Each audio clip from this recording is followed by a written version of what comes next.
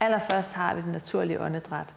Og det er ikke fordi det naturlige åndedræt er en pranayama-teknik, men det er for at kende forskellen på, hvad det naturlige åndedræt er, og når vi faktisk kontrollerer vejrtrækningen.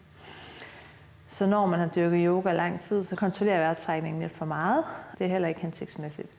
Så når vi bare sidder uden at kontrollere det og trækker vejret, så er vores åndedræt naturligt. Så vil vores indånding være mellem 2 og 4 sekunder, og vores udånding vil være mellem 2 og 4 sekunder.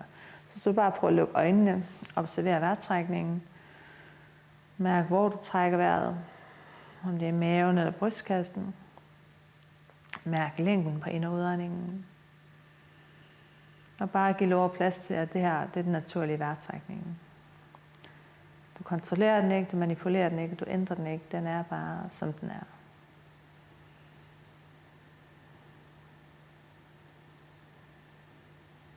Beautiful. Når vi skal til at lave pranayama, så går vi faktisk ind og kontrollere en bevidst vejrtrækning. Så det er ikke det naturlige åndedræt. Vi kan lige starte med at dele det her lidt op for at forstå, hvad vejrtrækningen egentlig består af. Så der er den abdominale vejrtrækning, det vil sige, at vi trækker vejret ned i maven. Så er der den thorakale vejrtrækning, som vil sige, at vi trækker vejret i brystkassen. Så der er også en klavikulær vejrtrækning, hvor vi trækker vejret op i kravbenene. Og det skal egentlig bare forstå sådan, at lungerne ligesom har 3 inddelinger.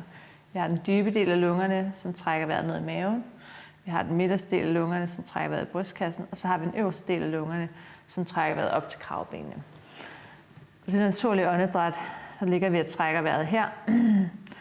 Øverst i kravbenene og øverst i lungerne, som ikke er så hensigtsmæssigt. For hvor er det, vi trækker vejret, når vi har angst? Vi er stressede, når vi er forpustet. Det er nemlig lige præcis øverst oppe i lungerne.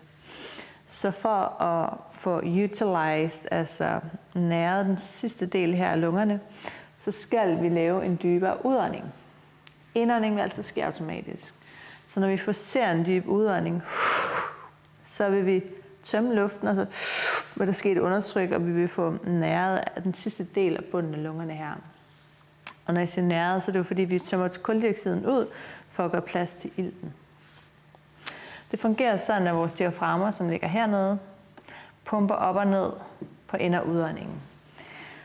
Så hvis du lukker øjnene, lægger hånden på maven her, så kan du mærke, at maven bliver stor på en indånding. Det er fordi, diafragmer presser nedad og presser maven udad. Så lungerne bliver store, presser diafragmer ned, eller omvendt, diafragmer trækker sig ned, og der bliver plads til indåndingen i lungerne. Og på udåndingen presser diafragmer sig op og tømmer lungerne. Okay? Så når maven bliver tynd, så er det fordi diafragmer går opad.